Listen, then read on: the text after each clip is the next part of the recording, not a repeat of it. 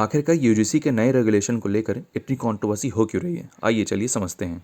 UGC regulation 2026 एक binding legal framework है जो कास्ट बेस्ड डिस्क्रिमिनेशन को ख़त्म करने के लिए लाया गया है।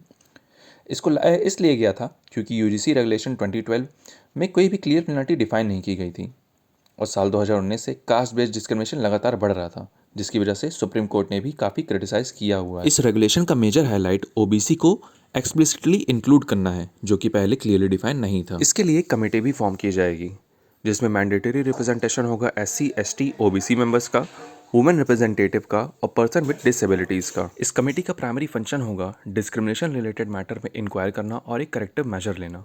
और सभी कॉलेज और यूनिवर्सिटी के लिए मैंडेटरी होगा 24/7 इक्विटी हेल्पलाइन नंबर रन करना। और अगर इंस्टीट्यूशन इसको फेल होते हैं कंप्लाई करने में तो उनको यूजीसी स्कीम से बैन किया जा सकता है, उनकी डिग्री और ऑनलाइन प्रोग्राम को बंद किया जा सकता है और इंस्टीट्यूशंस को ऑफिशियल लिस्ट से हटाया जा सकता है। तो आखिर कंट्रोवर्सी है कहाँ? सबसे पहला कंट्रोवर्शियल पार्ट, इस पूरे रेगुलेशन में कहीं भी जनरल कैटेगरी के प्रोटेक्शन की बात कही ही नहीं गई है।